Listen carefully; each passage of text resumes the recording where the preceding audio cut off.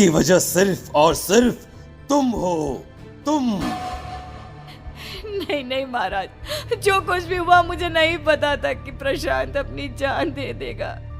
प्रशांत की आत्मा इस वक्त तुम्हारे सामने खड़ी है, हमसे बात करना चाहती है। बोलो बोलो, क्या कहना चाहते हो? मैं जीना चाहता था, बड़ा होकर कुछ बनना चाहता था। आपके बेटे से मुझे कोई परेशानी नहीं थी।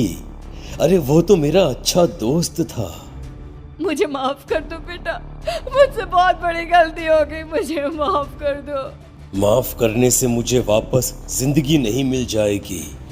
मेरे माँ बाप आज भी मेरे लिए रोते हैं।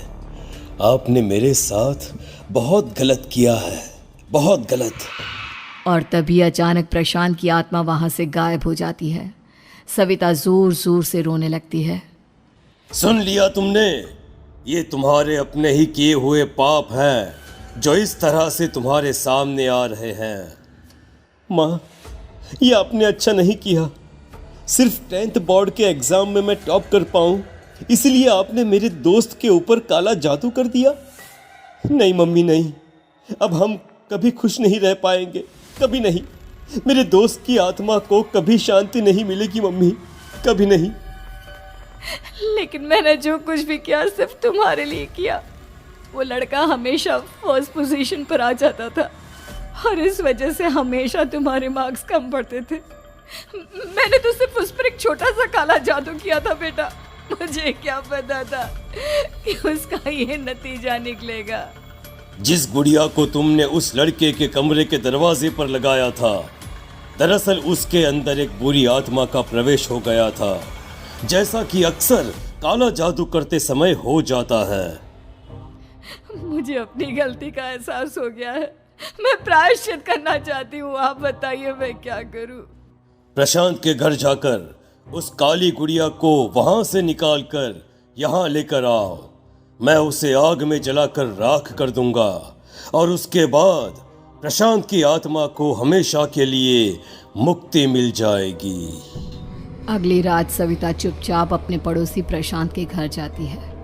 प्रशांत के माँ बाप प्रशांत की मौत के बाद उस घर को छोड़कर हमेशा के लिए वहां से चले गए थे। जैसे ही सविता उस घर के अंदर कदम रखती है, उसका सामना अजीबोगरीब हैवानियत से भरी आवाज़ों से होने लगता है।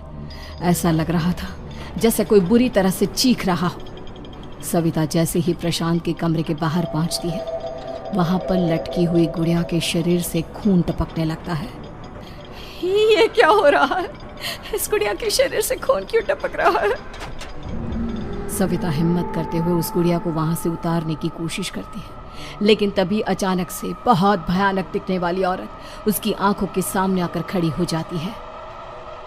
मैं यहाँ से कहीं नहीं जाऊंगी, और अगर तूने मुझे यहाँ से हटाने की कोशिश की तो मार डालूंगी मैं तुझे। नहीं नहीं, मुझे तुम्हें यहाँ से ले जाना ही होगा, नहीं तो मेरा बेटा, उसकी जान को खतरा है।